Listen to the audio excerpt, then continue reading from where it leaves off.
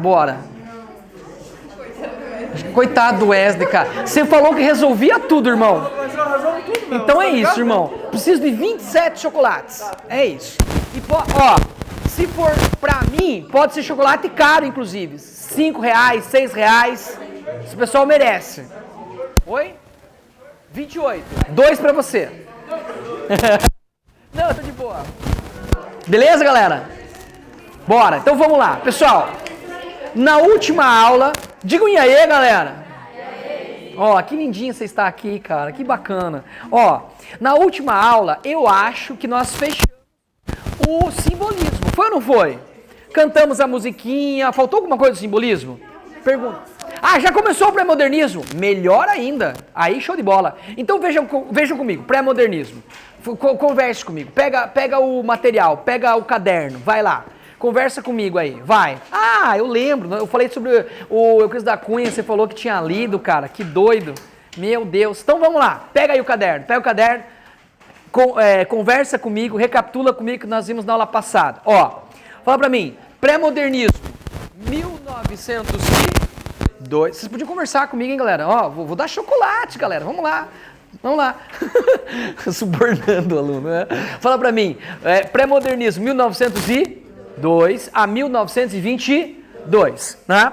Você tem uma confluência de estilos, ou seja, tem um monte de gente de muitas escolas ao mesmo tempo vivos e produzindo. Fala pra mim, os realistas estão vivos, sim ou não? Sim. Naturalistas? Sim. Parnasianos? Sim. Simbolistas? Sim. Só que os pré-modernistas não são nenhum deles, né?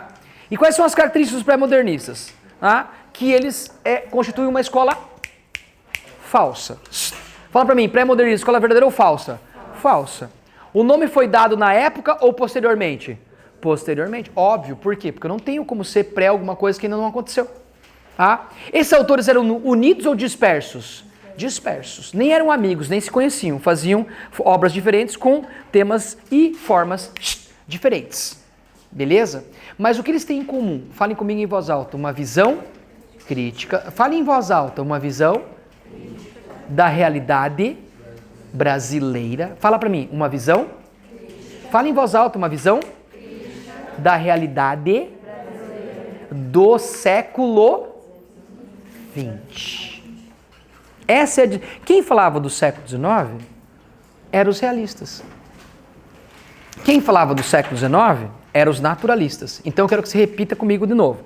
Os pré-modernistas tinham de diferente com os realistas, naturalistas e todos os outros, uma visão, vocês podem falar comigo, uma visão da realidade do século. Mais uma vez, uma visão da realidade do século. Esse século XX é o século de passagem. Século XIX para o XX. Fala para mim. Coisas importantes na passagem do século XIX para o século XX. 1888, abolição dos escravos. 89, proclamação da República. Um monte de revolta da Chibata, de Contestado, de Canudos. Levas de imigrantes, muitos das famílias nossas chegaram no Brasil nesse momento, começo do século XX, final do século XIX. E daí você vê os autores, vamos lá. Quem são os grandes autores do pré-modernismo? Fala para mim, o primeiro cara a escrever um romance sobre imigração no Brasil, Graça Aranha. Fala em voz alta, Graça. O romance dele se chama Canaã, que na Bíblia é a terra prometida. Para quem que o Brasil foi e continua sendo a terra prometida? Para os imigrantes. É o primeiro romance sobre imigração no Brasil. Imigrantes alemães, lentes, xenófobo, Milkau, aculturado, né, que fazem no Brasil a sua Canaã, a sua terra prometida. E daí o mais importante autor, Euclides. Vamos falar, por que vocês não leem o caderno de vocês? Euclides, falem aí, vai lá, pega o caderno, vai lá. Euclides da Cunha. Escreveu uma obra chamada Os Sertões, que é o retrato da Guerra de Canudos. Que é em torno de um fanático religioso chamado Antônio Conselheiro. Ele vê essa guerra, o Antônio Conselheiro reúne 10, 12 mil pessoas, ok? Em torno de si. E vai fundar um império no meio do sertão baiano. O Império de Belo Monte. E ele fala, aqui nós não paga imposto, aqui nós não obedece presidente. E o primeiro presidente civil do Brasil, vai exterminar Canudos. Qual que é o primeiro presidente civil do Brasil? Eu coloquei o nome para vocês ou não? O primeiro presidente é Marechal Deodoro, militar.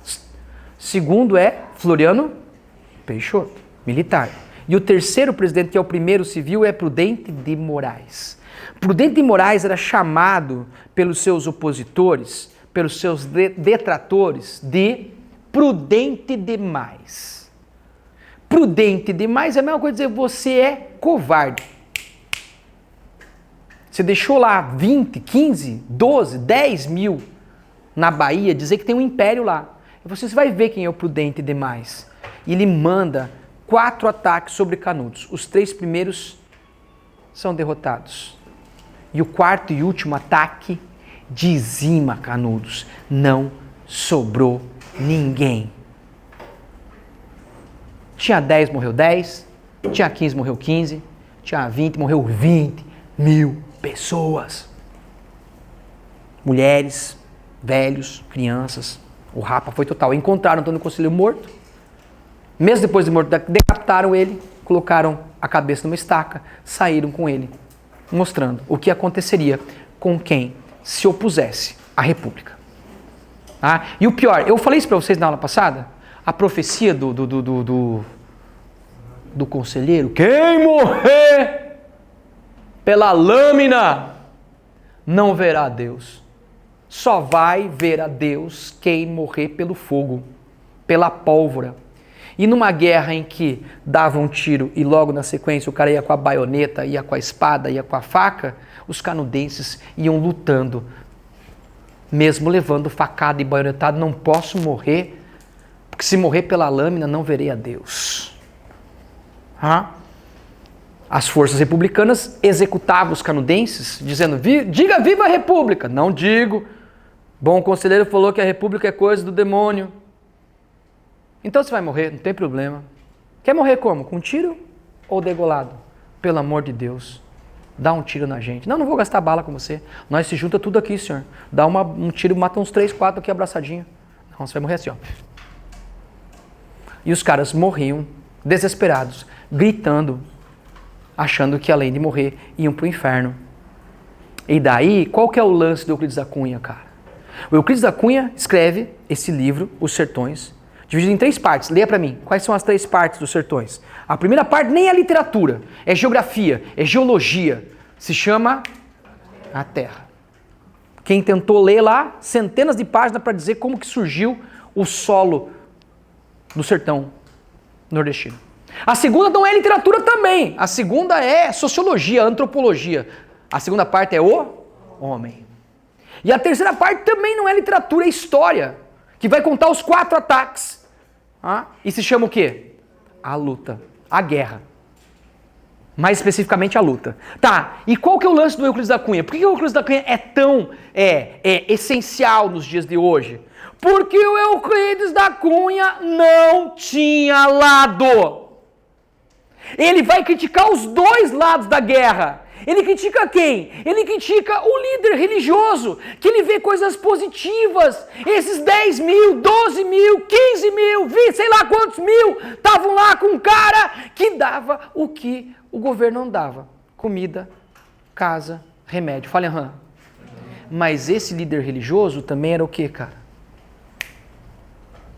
Malicioso. Malandrinho. No meio da guerra, quando ele vê que vai perder, o que ele podia fazer? Galera, vamos se render. Não.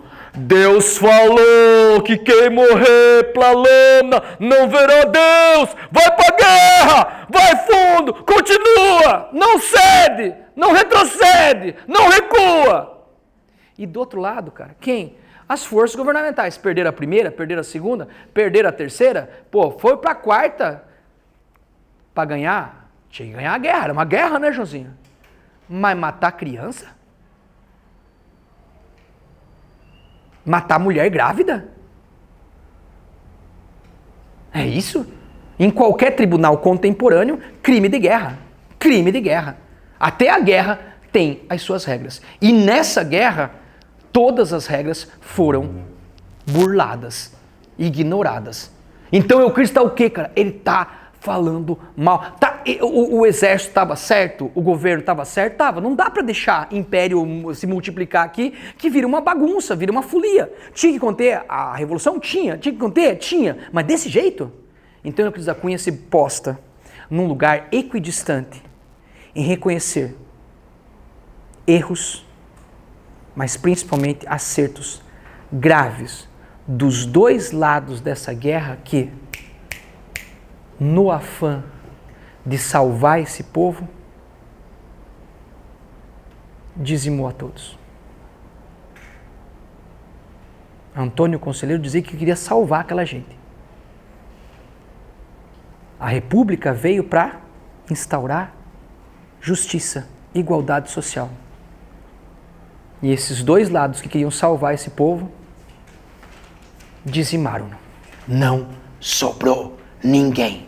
O último capítulo de Os Sertões chama-se Canudos não se rendeu. Pode colocar aí. Capítulo final. Os Sertões. Capítulo final.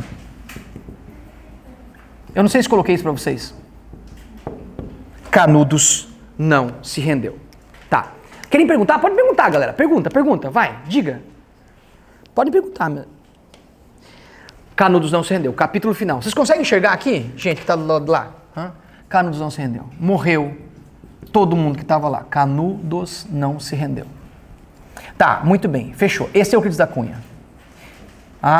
Canudos não se rendeu. Beleza, vamos pra frente. Tem mais gente aí pra gente estudar. Vamos lá. Além de Euclides da Cunha e Graça Aranha, você tem também um cara chamado Monteiro Lobato. Bora.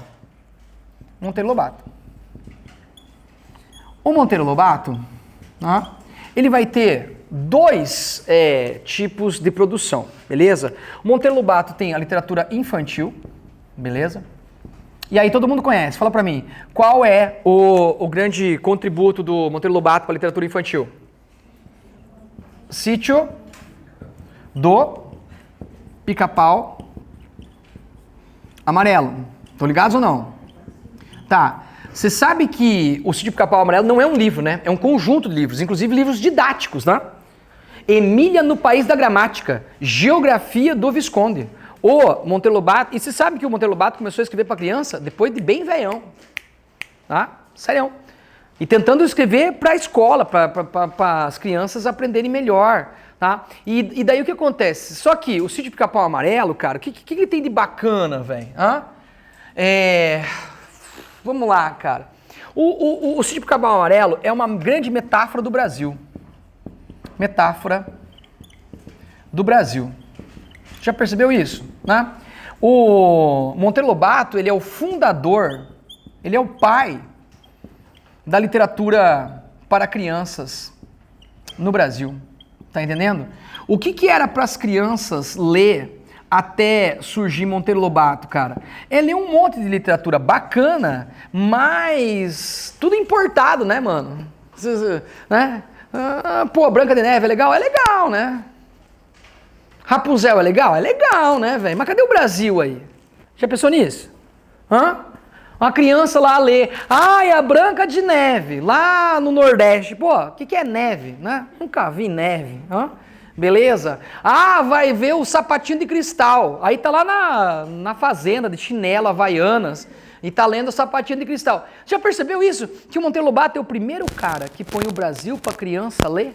O Brasil? O Sítio Pica-Pau é uma metáfora do Brasil. Para começar, entendeu? É um Brasil rural. Por isso é o quê? Sítio, não é megalópole do Pica-Pau Amarelo.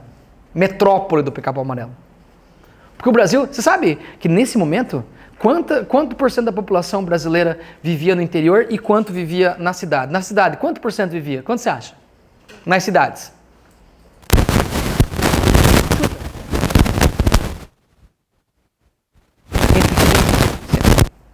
Nas cidades. Se você pegar um pouquinho mais para frente, 50, 60, começa ali 30%. Então é um Brasil rural. Por isso o Sítio do Pica-Pau e não metrópole do Pica-Pau. Tá entendendo? Um Brasil muito mais rural.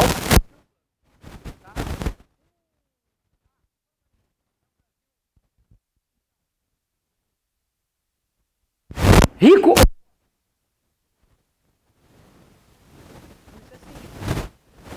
E não. Beleza? E o sítio Pica-Pau Amarelo. Isso é muito bom, cara. Fala pra mim, quem que é o herói do Pica-Pau Amarelo, do sítio Pica-Pau Amarelo? É um príncipe com um cavalo branco, uma espada, um escudo? Não. É o quê? É um menininho de shorts e com um estilingue.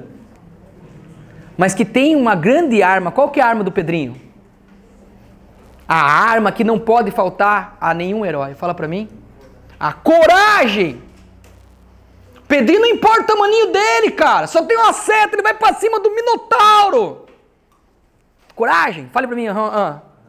Fala pra mim quem é o vilão do sítio Pica-Pau Amarelo. É um dragão com 7 cabeças? Voldemort. É uma jacareia. Uma jacaroa. Uma jacaré fêmea. Auxiliada por um menino que tem limitações físicas. O Saci. É dele que saiu aquela frase de todo chute do Saci é voadora. A Cuca e o Saci. Tem mais ainda. Fala pra mim. Quem é o mago do sítio Pica-Pau Amarelo? É um Merlin com a sua magia, não sei o que salvaria, um Voldemort. Voldemort não, um Gandalf. Quem que é o mago do sítio Pica-Pau Amarelo? Um sabugo de milho. Chamado Visconde. Que tem a magia do quê, mano? A magia da ciência. Que foda essa magia. O Visconde é um cientista. É um intelectual. E fala pra mim, a princesa do Pica-Pau é uma linda mulher com seu cabelo comprido que joga pela janela do castelo e faz o cara subir. Quem que é a princesa do sítio Pica-Pau? Uma menininha com vestidinho de chita, que tem o narizinho arrebitado. O nome dela é Luísa, né? Mas todo mundo só conhece o apelido. Como é que é o apelido dela? Narizinho. Mas tem uma outra princesa, que é a principal princesa do sítio Pica-Pau Amarelo. Qual é a grande princesa do sítio Pica-Pau? A Emília. Que é o quê? Uma boneca. Do quê? De porcelana? De pano. Mas do que de pano? Peraí. Do que de pano? Retalho de pano. De resto de pano. Com os restos de pano, lá no sítio Pica-Pau Amarelo, com a criatividade, eu consigo criar a boneca mais... Pode chamar a Barbie pra luta, cara. É Emília. Mais genial. Então, é um Brasil pobre. É um Brasil pobre. É um Brasil rural. Mas é um Brasil que tem chance, que tem jeito. Qual é o jeito? É a coragem do Pedrinho. É a ciência do Visconde. E é a criatividade que criou a Emília. Ah, cara, já podia ir embora agora. Já podia ir pro negócio que não tem aula, como é que chama? Feriado, isso. Já podia ir pro feriado, cara. Puta que pariu, isso aqui é muito foda, irmão. Já valeu você ter vindo hoje à tarde. Tomara que venha o chocolate, hein, cara? O Wesley tá demorando. Mas você tá entendendo? Fale porra. O cara construiu uma metáfora do Brasil, velho. Pobre, rural, mas com saídas. Mas ele tem a literatura para adultos, né? E a literatura para adultos do Monteiro Lobato, cara, ele vai escrever contos, beleza? Contos. Os livros de contos deles se chamam Urupês e Cidades Mortas. Urupês e Cidades Mortas. Beleza? Urupês. Coitado do Wesley, cara. O que eu tô fazendo com esse rapaz? Me providencie 28 chocolates, agora. Hã? Beleza. O Wesley é muito legal, cara. Ele é espetacular, velho. Tá. Ó. Cidades mortas, literatura para adultos. Quais são as cidades mortas? É a região do Vale do Paraíba. Ah? Vale do Paraíba. Galera, aonde é o Vale do Paraíba? São Paulo. Que inclusive é o estado natal do Monteiro Lobato. Monteiro Lobato nasceu lá em Taubaté, beleza? E daí, por que essas cidades estão mortas? Porque elas estão vivendo uma decadência. Ah, vem cá, não conversa, pessoal, não conversa, fica comigo. Ó, uma decadência. Né? Elas estão pobres, empobrecidas, não como hoje, né? Essas cidades hoje estão muito ricas, essas cidades do interior, do Vale do Paraíba, Taubaté, Pindamonhangaba, hoje são muito desenvolvidas. Naquela época elas estavam muito mal, economicamente. E o Monteiro Lobato teve uma fazenda lá, ele herdou uma fazenda de um tio dele, o Barão de Tremembé, ele tentou dar vida para essa fazenda, produtividade, e se deu mal, né? Ele faliu. E daí ele vai jogar a culpa em quem, cara? No Jeca Tatu. Né? O Jeca Tatu, e agora vamos falar, agora já falamos num negócio bacana no Monteiro Lobato, agora vamos falar. Ah, não acredito, velho. Caralho, tô agora de você, irmão. Cara, cara, uma salva de palmas pro Wesley, cara. Esse aqui é presente de aniversário, você nem sabe. O meu aniversário é sexta-feira agora. Teu aniversário, cara? Ah, então, ó, deixa eu entregar por primeiro aqui. Ó, quantos que você comprou? 28? 28, né? Então, um pra você e um pra sua esposa. Oh. Obrigado. Você não tem uma filhinha? Eu tenho uma criança separada. Ah, é? Então pra você e pra tua filhinha. Fechou, então. Aê, galera. Obrigado, galera. E agora, pra vocês aqui. Eu vou falando e eu vou distribuindo, tudo bem? Pode ser? Oi? Ah, entrega então, Wesley. Se não tiver fazendo nada, de repente, pode entregar. E depois, cara, se puder, uma massagem aqui. Meu Deus, tá. Então, eu já falei legal do Monteiro Lobato, ele é um cara bacana. É 45, meu sinal? 45 ou é... Que horas que vai terminar, meu sinal? Oi? Ah, 3, tenho 15 minutos. Não, tá suave, tá de boa. Ó, galera, eu falei bem do Monteiro Lobato, né? Agora, vamos mandar a real, cara. O Monteiro Lobato, ele tinha pensamentos muito errados, equivocados. O Monteiro Lobato, ele era eugenista. Ah, sabe o que é o eugenista, né? É o cara que quer limpar a raça humana. Limpar como? Deixando as raças puras se reproduzir e eliminando as raças impuras. Inclusive,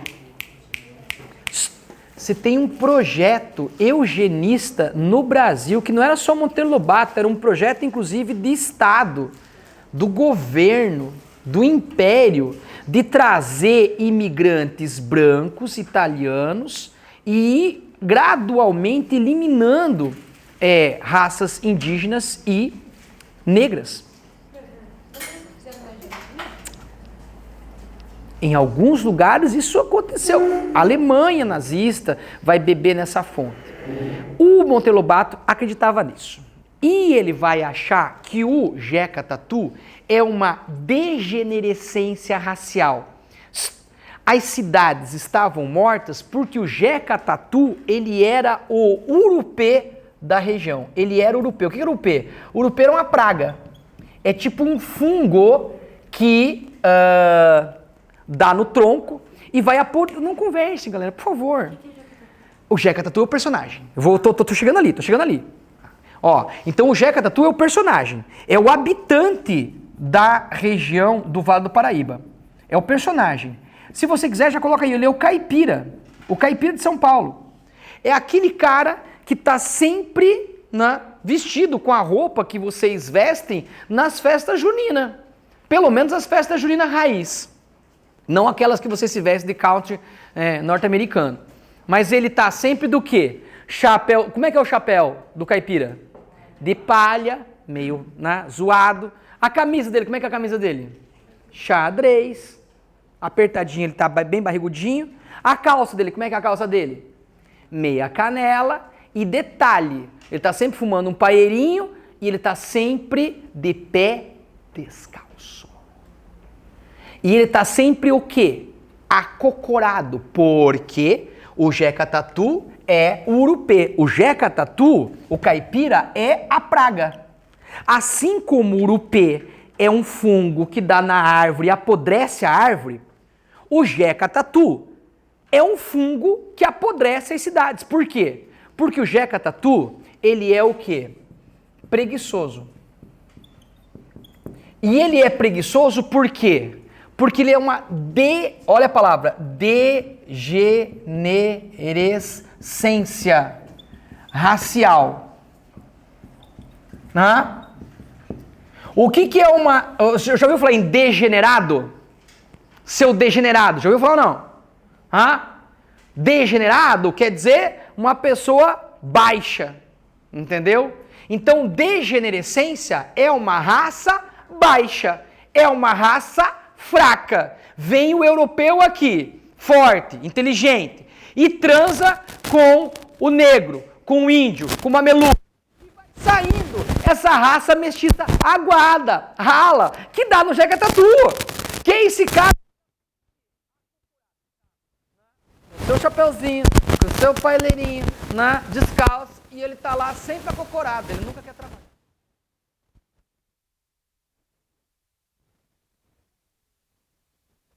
Barraco dele, lá no interior da fazenda, lá em São Paulo, é um barraco batido, entendeu? Desnivelado. Por isso, no chão do teu barraco, não vale a pena. Aí ele coloca o banco no barraco com quantos? 3 pés. Se colocar com 4, daí fica bambo. Com 3, onde colocar, ele fica firme. Não vale a pena. Nunca quer trabalhar. Nunca quer trabalhar. E daí, por isso que esse Jeca Tatu, esse habitante... E daí, quantos são os Jeca Tatu? Todos são Jeca Tatu. Todos os habitantes do interior são Jecas Tatu. Ignorantes. Por quê? Porque são uma degenerescência racial. É uma raça... Preconceito foda. Fala em E daí? Daí esse cara que tá... Eu não sei, cara, mas se o Monteiro Lobato vivesse mais tempo, talvez ele tivesse pedido desculpa de outras coisas piores ainda que ele fez. Escreveu um livro chamado O Presidente Negro, que é mais pesado ainda, né? É um livro de teor racista. Mas pelo menos aqui ele teve tempo. Ele teve de o quê? De reconhecer que ele estava errado. Ele vai pedir desculpas pela visão preconceituosa. E ele vai reconhecer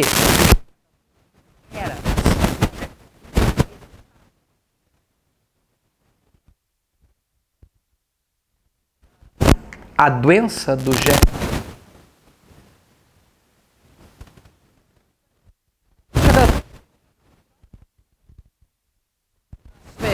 Da galinha, daquele ciclo, ou do porco, tem todo aquele ciclo e dele desenvolve uma coisa que comumente é chamada o quê? A barriga d'água. Ou também chamado de ancilostomose. Então ele pede desculpas por quê? Porque ele reconhece que o Jeca Tatu não era assim, ele estava assim. Porque estava doente, tá? E a doença do Jeca Tatu, você vai estudar em biologia, ancilostomose. Tá? Inclusive, o Monteiro Lobato vai colocar o Jeca como garoto propaganda, né, de remédios e assim por diante para ancilostomose e tal. E daí o que vai acontecer? Só para fechar, né, você vai ter, então, um cara controverso. E Joãozinho? E daí, vamos cancelar o Monteiro Lobato, cara. Cara, se você cancelar o Monteiro Lobato, você vai cancelar o Sítio Pica-Pau Amarelo, cara. E as pessoas que leram o Sítio Pica-Pau Amarelo, na minha opinião, porque eu li o Sítio Pica-Pau Amarelo, eu sou filho dessa literatura. Meu pai me deu de presente a coleção do Sítio Pica-Pau Amarelo, cara. E gerações que leem o Sítio Pica-Pau, cara, não se tornam gerações racistas, opressoras, eugenistas. Pelo contrário. As pessoas mais legais na literatura infantil que vieram depois dele dizem, cara, eu não seria autor infantil se não fosse Monteiro Lobato. Ruth Rocha, Marisa Najolo, Ziral, todos eles falam assim, ó, se não tivesse Monteiro Lobato, não haveria a minha literatura. Então, pelos frutos, Monteiro Lobato, na minha opinião, precisa ser preservado no que ele tem de bom. Fale aham pra mim. O Ziraldo morreu recentemente. Tá? E daí pra acabar, só pra acabar a nossa aula. Putz, cara, muito legal dar aula pra vocês, cara. Que lindo hoje. Pegaram o chocolatinho. Boa, cara. Foi muito legal hoje, cara. Aí eu tenho mais 2 autores. Não vai dar tempo de trabalhar esses 2 autores, nós temos um pouquinho menos de 10 minutos. Eu só queria que vocês colocassem o nome desses autores. Lima Barreto, tá? Que vai ter como grande obra, né, Triste Fim de Policarpo Quaresma. Só escreve aí, nós explicamos semana que vem. Triste Fim de Policarpo Quaresma. Triste Fim de Policarpo Quaresma. Né? O triste fim de Policarpo Quaresma é ser morto pelo Floriano Peixoto. O contexto é a revolta da Armada. E o Floriano Peixoto vai mandar matar o Policarpo Quaresma. Triste fim de Policarpo Quaresma, revolta da Armada com Floriano Peixoto. Características do Lima Barreto. Uma língua popular, linguagem popular, o que o faz pré-modernista.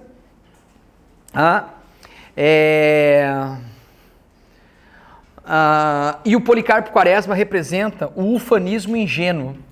Ele é um cara que acredita no Brasil, mas de maneira ingênua. Ufanismo ingênuo. E por isso que ele vai ser morto pelas armas do país que ele tanto amou e tanto defendeu. Ufanismo ingênuo. E a obra dele se passa sempre no subúrbio do Rio de Janeiro. Eu vou explicar tudo isso semana que vem, é só para vocês saberem o que nós estamos cantando. Subúrbio no Rio de Janeiro, e uma das principais temáticas dele é o preconceito, uma denúncia contra o preconceito. A gente vai falar sobre isso semana que vem, é só para vocês terem uma noção aí da hora que vocês cantarem. E para acabar, consegue pegar aqui ou não, Wesley? Até o final ou não?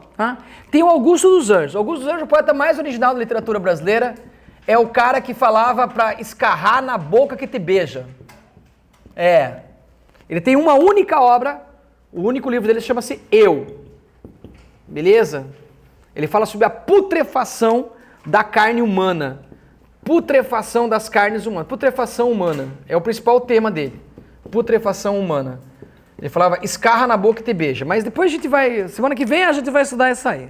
Hoje é só para você cantar comigo aí a musiquinha inteira. Muito feliz com a nossa aula de hoje. Pela participação aí, de vocês terem vindo em bastante número. Pelo desempenho na aula, pelo auxílio luxuoso do meu brother Wesley, que cara massa. E daí vamos cantar a musiquinha do... Quanto tempo que eu tenho aí, galera, de aula?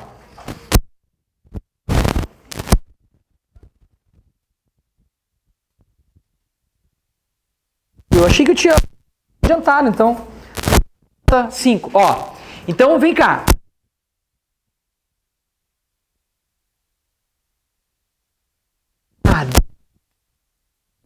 Vem cá. Por que bem rapidinho, pessoal. Por que o pré-modernismo é pré-modernismo e não naturalista? Fala pra mim. Naturalismo enfocava o Brasil do século XIX e o pré-modernismo do século XX. Fala pra mim, naturalismo ou cortiço. Aonde estavam os cortiços, centros de pobreza no Rio de Janeiro no século XIX? Onde ficavam os cortiços? Lembra ou não? No centro da cidade.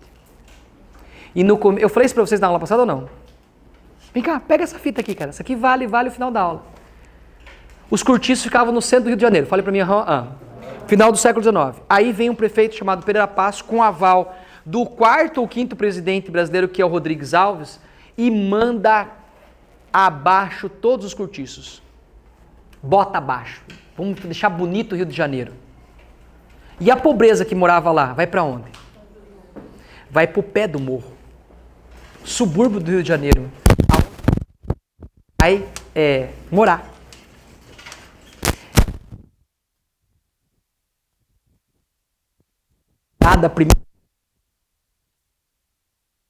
Os caras vieram da revolta de Canudos.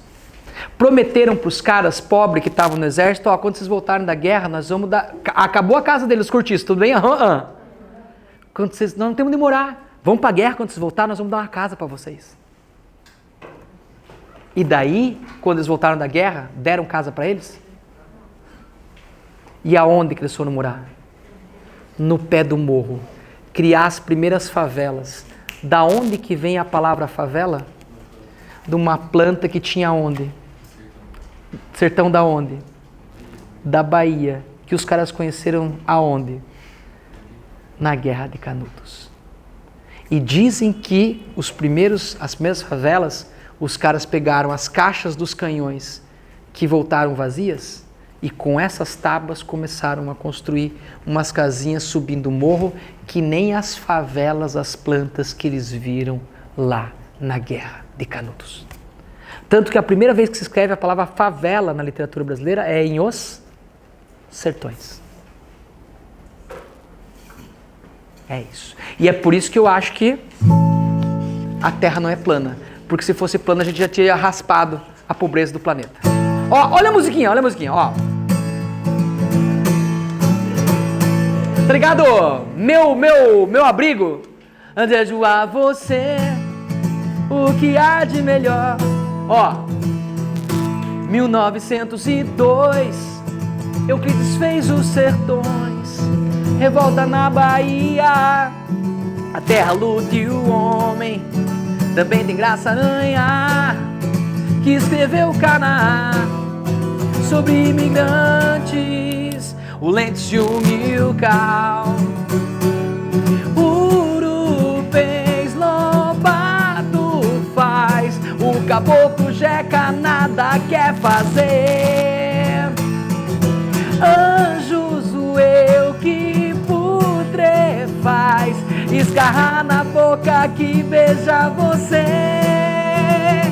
fase de transição, autores sem unidade, mas todos denunciarão nossa realidade. Monteiro, Augusto, nem eram amigos, porém formam o pré-modernismo. Canta comigo, galera, vai!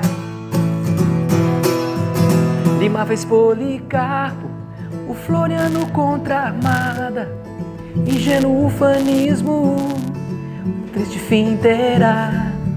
Uma língua popular, preconceito vai denunciar. Subúrbio e suas mazelas, ele vai abordar. Urupês. Urupês, Lobato faz, o caboclo Jeca nada quer fazer. Anjos, o eu que putrefaz, escarrar na boca que beija você. Fase de transição, autores sem unidade, mas todos denunciarão nossa realidade. Lima e Graça, Augusto, nem eram amigos, porém formam o pré-modernismo. Só o refrão aqui, ó. Fase de transição, autores sem unidade, mas todos denunciarão nossa realidade. Monteiro, Augusto, nem eram amigos, porém formam o pré-modernismo.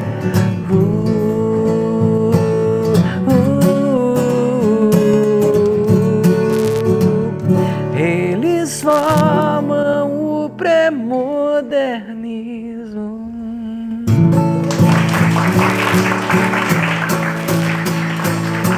Diga um tchau, galera. Bom feriado.